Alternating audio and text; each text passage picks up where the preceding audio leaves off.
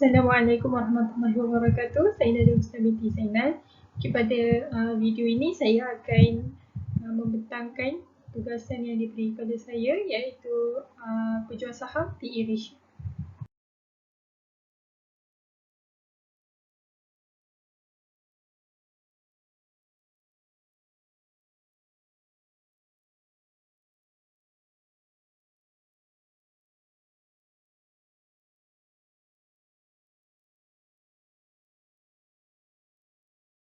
Berikut merupakan isi kandungan yang terdapat di dalam buku ini, iaitu terdiri daripada pengenalan PE ratio, formula PE ratio, forward price to earnings, trailing price to earnings, TTM, kemudian ada cara screen counter menggunakan trading view, EPS estimates dan basic EPS, cara membuat jangkaan harga menggunakan PE median dan estimates EPS, cara membuat perbandingan PE ratio antara syarikat dalam industri yang sama, kemudian ada absolute PE, relative PE, fungsi PE ratio, jangkaan pelabur, limitasi penggunaan PE ratio dan juga kesimpulan. Saya mulakan dengan bahagian yang pertama, iaitu pengenalan. Salah satu cara yang digunakan oleh pelabur untuk menguruskan portfolio mereka ialah PE ratio. PE ratio dapat digunakan dalam mengumpul maklumat yang tepat untuk membuat keputusan pelaburan yang betul. Fundamental analysis adalah berbeza dengan technical analysis yang di mana technical analysis ni lebih fokus pada pergerakan harga dan ciri-ciri teknikal suatu saham tertentu. Kebiasaannya memang technical analysis ni dikenali sebagai chartist, di mana penganalisis akan melihat kepada chart dan melihat pada pergerakan harga. Oleh sebab itu, dengan melihat pada fundamental analysis, ia dapat membantu pelabur mengenal pasti dan menentukan prestasi kewangan suatu syarikat sebelum mula melabur. Okey, seterusnya, apakah PE ratio? PE ratio merupakan ukuran yang sangat popular dalam fundamental analysis. PE ratio mengukur harga pasaran syarikat berbanding dengan pendapatannya. Ia menunjukkan nilai saham yang sanggup dibayar oleh pasaran hari ini berdasarkan pendapatan masa lalu ataupun masa depan syarikat. PE ratio boleh dijadikan sebagai penanda aras ataupun benchmark di antara saham dalam industri yang sama. Ia juga dapat menandakan sama ada suatu stok itu adalah overvalue ataupun undervalue. Okey, pada halaman seterusnya, iaitu muka surat 10, saya menyatakan bahawa tidak semua syarikat sesuai untuk menggunakan PE ratio kerana price earning tidak semestinya berlaku dalam semua situasi. Ini kerana ada syarikat yang kehilangan wang, jadi sukar untuk mengira PE ratio mereka. PE ratio juga dapat digunakan untuk membandingkan rekod suatu syarikat dengan rekod mereka yang lalu ataupun untuk membuat perbandingan pasaran agregat antara satu sama lain dari semasa ke semasa, iaitu sama ada antara syarikat dan syarikat ataupun industri dan industri. PE ratio yang tinggi boleh membawa maksud bahawa saham syarikat adalah overvalued atau pelabur dapat menjangkakan kadar pertumbuhan yang tinggi di masa hadapan. Syarikat yang ada pendapatan atau kehilangan wang tidak mempunyai PE ratio kerana tiada nilai untuk diletakkan di denominator. Kemudian terdapat dua jenis PE ratio dipraktikkan kini, iaitu forward PE dan trailing PE yang akan saya bentangkan kemudian. Okey, sekarang saya akan terangkan berkaitan formula PE ratio, iaitu stock price bahagi dengan earnings per share. EPS terdapat dalam dua jenis utama, iaitu yang pertama ialah PE ratio TTM yang merupakan akronim untuk 12 bulan terakhir. Maka ini menandakan prestasi syarikat sejak 12 bulan yang lepas.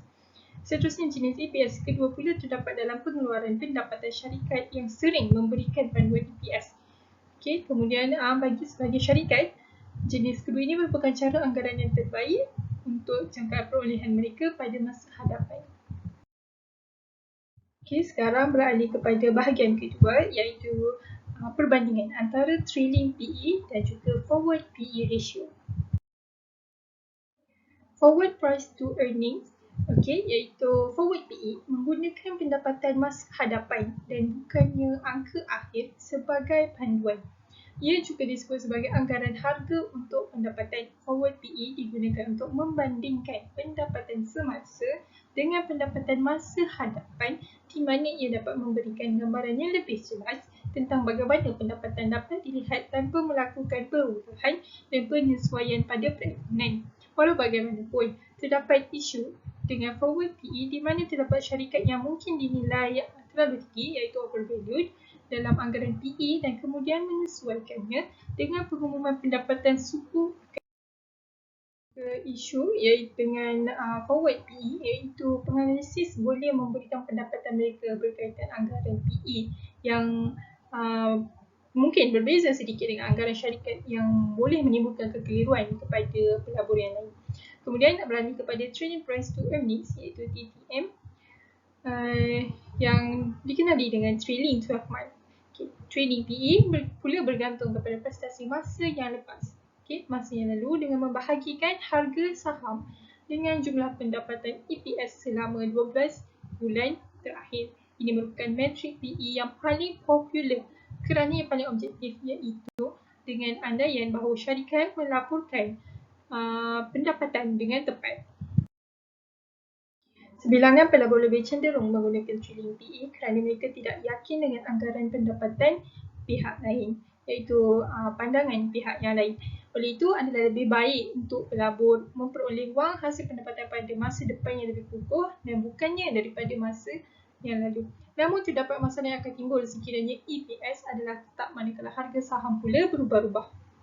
Sekiranya terdapat suatu perkara atau situasi yang menyebabkan harga saham menjadi lebih tinggi atau lebih rendah, maka trading PE akan menjadi kurang reflektif terhadap perubahan tersebut.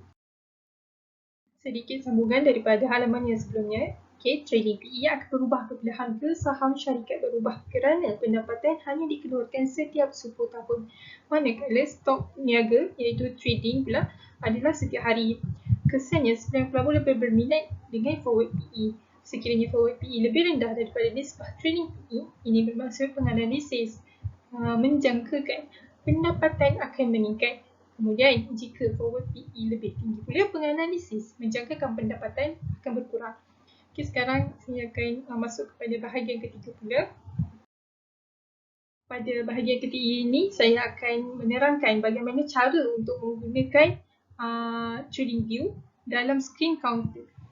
Langkah yang pertama, setelah buka aplikasi trading view, kemudian anda boleh pilih bahagian penyaring saham ataupun stock screener seperti di gambar yang tertera. Kemudian langkah kedua, tekan pada bahagian PE dan pilih bawah. Terdapat juga pilihan untuk pilih sama ada atas, tapi untuk contoh yang ini saya berikan masukkan nilai 15 dan kemudian TradingView akan memaparkan syarikat-syarikat yang mempunyai nilai PE di bawah 15. Nilai PE di bawah 15 ini bermaksud syarikat tersebut mempunyai PE ratio yang undervalued. Jika syarikat tersebut mempunyai nilai melebihi 15 pula, maka ia dikategorikan sebagai overvalued. Jadi dengan dapat melihat senarai syarikat yang di bawah 15 ataupun 15, sudah tentu para pelabur dapat membuat keputusan sama ada syarikat tersebut sesuai untuk mula kita trade ataupun tidak. Kemudian seterusnya, langkah ketiga untuk melihat PE ratio industri yang tertentu, boleh klik pada bahagian sektor. Di bahagian filter tu pun ada juga. Kemudian boleh pilih industri mana yang kita berminat untuk trade. Dengan cara ini, pelabur dapat screen counter yang untung. Serta dapat mengenal pasti industri dan syarikat yang undervalued ataupun overvalued. Kemudian, muka slide seterusnya, EPS estimates dan basic EPS. Iaitu EPS estimates merupakan salah satu cara untuk membuat jangkaan harga pada masa hadapan. Langkah yang pertama, dengan menggunakan TradingView juga, pilih counter. Setelah anda pilih counter mana yang anda berminat untuk mula melabur ataupun untuk melihat prestasi mereka, langkah kedua pula, klik pada bahagian financial di bahagian bar atas tersebut. Kemudian boleh buat carian berkaitan basic EPS. Di dalam contoh ini saya terterakan basic EPS untuk quarterly, tapi anda juga boleh pilih untuk annual untuk mengetahui tahunan punya basic EPS. Kemudian langkah ketiga pula, buat carian berkaitan EPS estimate sama seperti langkah sebelumnya dan pilih juga quarterly. Setelah membuat carian berkaitan basic EPS dan EPS estimates, kemudian paparan seperti ini akan keluar di mana basic EPS untuk setiap suku dinyatakan, begitu juga dengan EPS estimates. Berdasarkan darjah yang saya berikan, Caddington Group Berhad mempunyai EPS estimates 0.03 sen, manakala basic EPS pula ialah 0.0153 sen pada suku yang ketiga ini. Ini bermaksud KGB mempunyai EPS estimates yang lebih tinggi pada masa hadapan berbanding basic EPS. Beralih pada halaman seterusnya pula, pada bahagian ketiga ini terdapat cara membuat jangkaan harga menggunakan PE median dan EPS estimates. Sebelum itu, saya ingin menerangkan berkaitan average PE. Average PE dikira dengan mengambil kira nilai keseluruhan PE ratio setiap syarikat di dalam suatu industri, kemudian dibahagi dengan jumlah syarikat dalam industri tersebut. Kini terdapat pelbagai platform seperti TradingView, iSaham yang menyenaraikan syarikat yang berada di dalam satu industri. Boleh pilih mana-mana yang anda prefer, sama ada TradingView atau iSaham. Bagi mengira jangkaan harga pada masa hadapan, PE median boleh digunakan bagi menggantikan trading PE. Untuk mencari nilai PE median, pelabur boleh menggunakan web iSaham. Langkah yang pertama, buka web iSaham. Kemudian pilih bahagian sektor di bahagian kanan web untuk pilih industri yang diingini. Langkah kedua, sebagai contoh saya pilih industri metals di dalam web ini. Dan median PE bagi industri metals ni ialah 26.4. Nilai trading PE juga boleh diketahui untuk setiap syarikat seperti gambar di bawah. Pada halaman seterusnya saya menyatakan sedikit berkaitan trading PE, iaitu trading PE ni menunjukkan harga terakhir atau closing pada hari tersebut. Ia juga boleh digunakan untuk membuat perbandingan dengan PE median. Seterusnya anda boleh mengambil nilai EPS estimates di dalam TradingView serta PE median industri di web iSaham untuk membuat jangkaan sejauh mana harga boleh capai. Seterusnya, cara membuat perbandingan PE ratio antara syarikat dalam industri yang sama. Sebelum itu, untuk membuat perbandingan PE ratio di antara dua buah syarikat atau lebih dalam industri yang sama adalah lebih baik dan saya galakkan untuk menggunakan web iSaham berbanding TradingView. Seperti gambar yang saya berikan di bawah ini, darjah ini ialah PE ratio bagi precious metal. Namun nilai PE ratio di dalam TradingView tidak sesuai digunakan kerana ia berubah setiap hari. Maksudnya kalau tengok di gambar di bawah ni, PE ratio tu nilai dia berubah setiap hari. Jadi memang agak tak sesuai untuk digunakan untuk membuat perbandingan antara dua buah syarikat.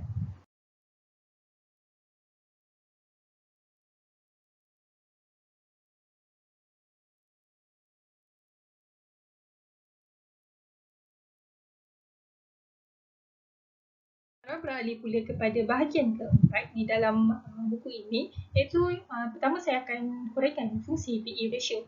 Penggunaan PE ratio kebiasaannya adalah untuk mengukur penilaian saham ataupun indeks. Semakin tinggi nisbahnya ataupun rasionya, semakin mahallah suatu stok berbanding dengan pendapatannya. Begitu juga sebaliknya, semakin rendah nisbahnya, semakin rendah pula stok. Pelaburan dengan purata melebihi PE ratio misalnya mungkin boleh diklasifikasikan sebagai pelaburan pertumbuhan ataupun growth, manakala pelaburan dengan PE ratio di bawah purata pula boleh dikategorikan sebagai pelaburan nilai value. PE ratio juga dapat digunakan untuk membuat perbandingan antara dua atau lebih syarikat seperti yang saya nyatakan pada bahagian sebelum ini.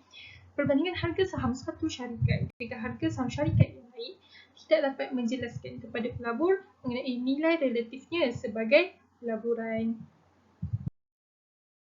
Selain itu, saya nyatakan juga jangkaan pelabur Okay, secara umum, PE ratio yang tinggi menunjukkan bahawa pelabur menjangkakan pertumbuhan pendapatan syarikat yang lebih tinggi pada masa akan datang berbanding syarikat yang mempunyai nisbah perolehan harga yang lebih rendah. PE ratio yang rendah pula mungkin membawa maksud sama ada suatu syarikat itu undervalued ataupun syarikat tersebut mempunyai prestasi yang lebih baik berbanding trend lepas. Secara teorinya, dengan mengambil median PE ratio dalam jangka masa beberapa bulan, beberapa tahun, seseorang dapat merumuskan suatu maklumat hasil daripada basic EPS ratio, PE ratio, di mana kemudian ia dapat digunakan sebagai penanda aras ataupun benchmark serta untuk menunjukkan sama ada pembelian suatu stok itu bernilai ataupun tidak. Namun perlu diingatkan bahawa terdapat limitnya dalam menggunakan PE ratio ini. Antara limitasi dalam menggunakan PE ratio ialah apabila membuat perbandingan antara PE ratio daripada pelbagai syarikat, penilaian dan kadar pertumbuhan syarikat di antara industri adalah berbeza. Dan ini harus diingat, kerana perbezaan cara syarikat tersebut mendapatkan wang, bahkan jangka masa mereka nak dapatkan wang juga berbeza. Oleh itu, PE ratio hanya boleh digunakan sebagai alat perbandingan ataupun as comparison untuk membandingkan syarikat yang beroperasi dalam industri yang sama. Ini adalah kerana perbandingan ini dianggap sebagai satu-satunya yang dapat menghasilkan pandangan yang produktif. Selain itu, pengiraan PE ratio yang tepat dan tidak bersebelah bergantung kepada maklumat yang tepat dari pasaran saham itu sendiri serta daripada anggaran perolehan per saham yang betul. Akhir sekali, sebagai kesimpulan, sama ada untuk mengetahui suatu PE ratio itu baik atau tidak, ia bergantung kepada industri di mana syarikat itu beroperasi. Sebahagian industri akan mempunyai PE ratio yang lebih tinggi, begitu juga sebaliknya. Ramai pelabur yang berpendapat bahawa lebih baik membeli saham dengan syarikat yang mempunyai PE ratio yang lebih rendah kerana mereka hanya perlu membayar sedikit untuk setiap RM pendapatan yang diperoleh. Ini bermaksud PE ratio yang lebih rendah dianggap seperti tag harga yang rendah. Namun, secara praktikalnya haruskah diingatkan bahawa mana-mana pelabur amat penting untuk memahami sebab dan cerita di sebalik PE ratio sesebuah syarikat sebelum mula melabur. Akhir kata, PE ratio yang tinggi membawa maksud harga saham adalah tinggi berbanding dengan pendapatan dan mungkin ia adalah overvalued. Begitu juga sebaliknya, PE yang rendah mungkin pula menunjukkan bahawa harga saham semasa adalah rendah berbanding pendapatan. Di bawah ini saya sediakan satu gambar berkaitan EIC, top down approach. Mana-mana pelabur dinasihatkan sebelum mula melabur adalah lebih baik untuk mengetahui keadaan ekonomi negara kita dahulu. Apa yang terjadi dekat ekonomi negara kita supaya kita tak tersalah di industri dan syarikat. Kemudian setelah tahu ekonomi kita ni macam mana keadaannya, bolehlah kita pilih industri yang sesuai dengan keadaan ekonomi semasa. Setelah itu, barulah boleh pilih syarikat mana yang ada di dalam industri tersebut. Sekian sahaja dari saya. Moga sedikit penerangan dan info yang saya berikan ini memberi manfaat kepada yang melihatnya. Terima kasih.